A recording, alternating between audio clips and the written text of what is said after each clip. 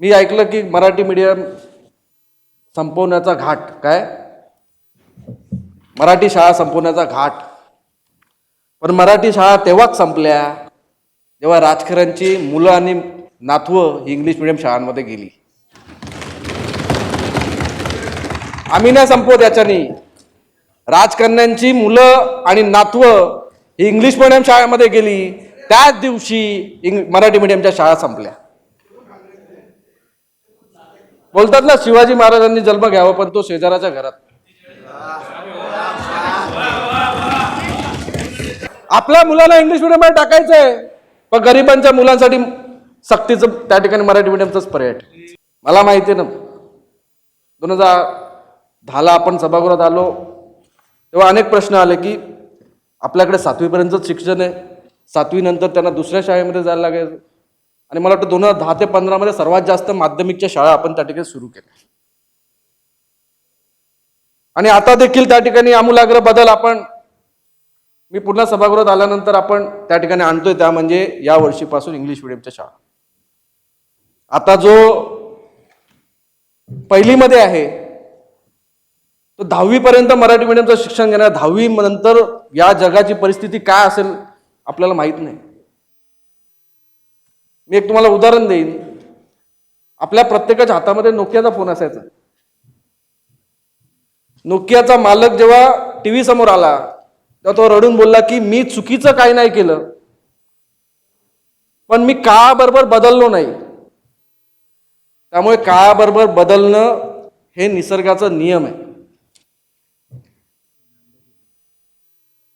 आज अनेक लोक सेमी इंग्लिश व्हावी, मराठी तुकडी चालू ठेवावी या बाबतीत बोलत होते.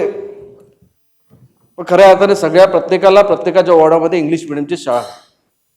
आज आमच्याकडे जिथे जिथे सीबीएसईची शाळा सुरू आहे तिथे ऍडमिशन 80 आणि अर्ज 2000 1500 एवढी अर्ज त्या ठिकाणी येत आहेत. म्हणजे तो त्या गरीब जनतेला इंग्लिश मीडियमचं शिक्षण त्या ठिकाणी घ्यायचं. त्यामुळे आपण आज जुने केचं शिक्षण इंग्लिश मीडियम करण्याचा निर्णय या ठिकाणी घेतोय आणि निश्चितच गोरगरिबांना न्याय देण्याचं काम या ठिकाणी. आणि समान न्याय काय असतो? जे माझ्या मुलाला तेच गरीबाच्या मुलाला देखील. माझ्या मुलाला इंग्लिश मीडियम आणि गरीबाच्या मुलाला मराठी मीडियम, हा कुठला न्याय? हा, तुम्ही करा ना. आम्ही नाही बोललो ना, तुम्ही बोल. मी तेच बोललो ना, मराठी मीडियमच्या शाळा तेव्हाच संपल्या जेव्हा राजकारण्यांची मुलं आणि नातवं ही इंग्लिश मीडियम मध्ये टाकण्यात आली. आता मराठी मीडियमच्या मराठी बाबतीत क्षेत्र कुठलं राहिलं? हे राजकारण, MPSC, पत्रकारिता, बाकी सगळे क्षेत्र तर इंग्लिश मीडियमने घेऊन ठेवले. गिरीश बरोबर बोलला. 10वी पर्यंत मी पण मराठी मीडियमला फाद्यामध्ये शिकलो. माझ्या वर्गातली जी पण मुले होती 10वीला 11वीला गेलं, 12वी नंतर डायरेक्ट 20% ड्रॉप. का तर मराठीचं डायरेक्ट इंग्लिश झालं, 20% ड्रॉप. मग त्यानंतर NIT त्या स्पर्धा परीक्षेला जाताना आपल्याला डबल अभ्यास करायला लागतो. या ठिकाणी आपण मराठी विषय हा अनिवार्य ठेवला आहे. आणि त्याचबरोबर आपण प्रायव्हेट शाळेत देखील मराठी विषय हा अनिवार्य असला पाहिजे. तो अधिक CBSE मध्ये नाहीये, IB मध्ये नाहीये, CBSE मध्ये ऑप्शनल आहे. त्या ठिकाणी आपल्या महापालिका क्षेत्रामध्ये प्रत्येक शाळेमध्ये मराठी शिक्षक हा अनिवार्य असला. आणि आपला मराठी भाषा जगवायचीच आहे ना. मी तर बाबा जिकडे जाऊ, मी कुठे 5 स्टार हॉटेलमध्ये जरी गेलो तर मराठीत बोलतो. आपण दैनंदिन जीवनामध्ये मराठी ठेवली नाही म्हणून आज आपल्याला हा दिवस बघायला लागला. प्रत्येकाने ते आपण केलं पाहिजे. आज आपण या माध्यमातून आता ऍडमिशन सुरू करण्याचा निर्णय त्या ठिकाणी घेतो. 5 फेब्रुवारी पासून आपण ताबा घेतलाय. 6 वर्ष प्रशासकाच्या माध्यमातून काय महापालिका चालली आहे तुम्ही सगळ्यांनी बघितलं आपण. पण आता आपल्या माध्यमातून आपला प्रत्येक क्षेत्राचा दर्जा सुधारण्यासाठी आपण त्या ठिकाणी कटिबद्ध आहोत. हा तर पहिला निर्णय घेतला आपण. पण आता आपला शैक्षणिक दर्जा, शिक्षक भरती असतील, चांगले शिक्षक घ्यायचे, अशा प्रकारचे निर्णय आपण पुढे घेणार. त्याची अंमलबजावणी प्रशासनाने त्या पद्धतीने करायची आहे. प्रशासनाने फक्त शासनाकडे विषय नाही पाठवायचे, प्रशासनाने आमच्या निर्णयाची चांगल्या पद्धतीने अंमलबजावणी त्या ठिकाणी करायची आहे.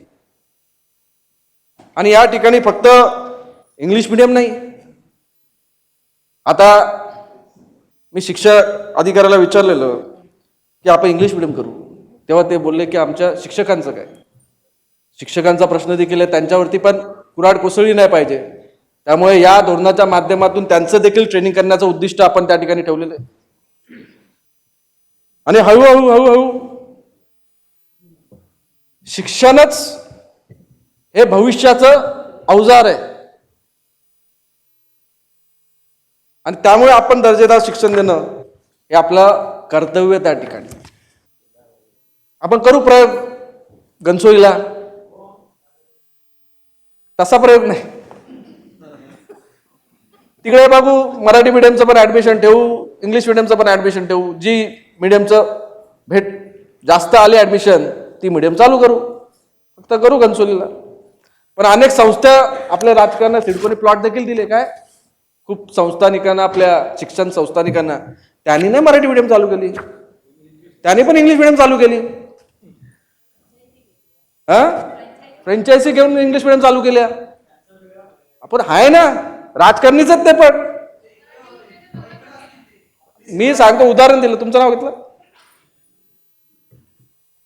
आणि त्याचबरोबर अल्फा ऍप्टिट्यूड, प्रथम 4थीच्या विद्यार्थ्यांची स्पोर्ट्सची अभिरुची, कलाची अभिरुची कशी असेल त्या दृष्टीने प्रथमच अल्फा ऍप्टिट्यूड टेस्ट आता कशा पद्धतीने अंमलबजावणी करायची या बाबतीत आपण निर्णय घेणार. शिक्षण मंडळ त्या ठिकाणी होणार आहे. शिक्षण मंडळाच्या बाबतीत आपण कशा प्रकारे पुढे जाणार त्या बाबतीत करणार. त्याचबरोबर 9वीच्या विद्यार्थ्याची ऍप्टिट्यूड टेस्ट. आता म्हणाल की कुठला कोर्स निवडावा हे त्यांच्या असलेल्या कलागुणाच्या माध्यमातून ते निश्चित झालं पाहिजे. तर अशा प्रकारे आपण चांगल्या पद्धतीचं शैक्षणिक धोरण या शहरासाठी त्यासाठी आणतो. आता यांनी सांगितलं नॅशनल एज्युकेशन पॉलिसी आणली, सगळ्या शाळेला लागू केली, तर आपण देखील लागू करू. नवी मुंबईतल्या सगळ्या शाळांमध्ये मातृभाषेत चालू झालं, महापालिका देखील चालू करेल. शैक्षणिक धोरण, नॅशनल एज्युकेशन पॉलिसी फक्त एकट्या पुट्या शाळांसाठी नाही. त्यामुळे आपली जी गोरगरिबांची मुलांना समान न्याय भेटावा, समान संधी भेटावी, यामुळे आपण हा निर्णय घेतो. त्यांना सिविक सेन्स, कॉन्फिडन्स बिल्डिंग या पद्धतीचे एक्स्ट्रा करिक्युलर सब्जेक्ट देखील त्या ठिकाणी शिकवण्याची व्यवस्था त्या ठिकाणी करायची. त्यामुळे आपला निघणारा विद्यार्थी हा त्या शैक्षणिक क्षेत्रामध्ये, करिअरमध्ये प्रावीण्य प्राप्त केलाच पाहिजे, अशा प्रकारचं धोरण आहे. आणि मला वाटतं यात कोणा विरोध असता कामा नये. कारण की जेव्हा या गोष्टीकडे तुम्ही बोटं उचलता, 3 बोटं ही तुमच्याकडे त्या ठिकाणी आहेत. आपल्याकडे बघा, तुम्ही जर आपल्या नातवांना मराठी मीडियममध्ये मुलांना टाकली असती तर आज इंग्लिश मिडियम वाढल्या नसत्या. त्यामुळे मी महापौर सभाध्यक्ष महोदयांना विनंती करतो की आज आपण हा निर्णय सभागृहाने मंजुरीस टाकावा.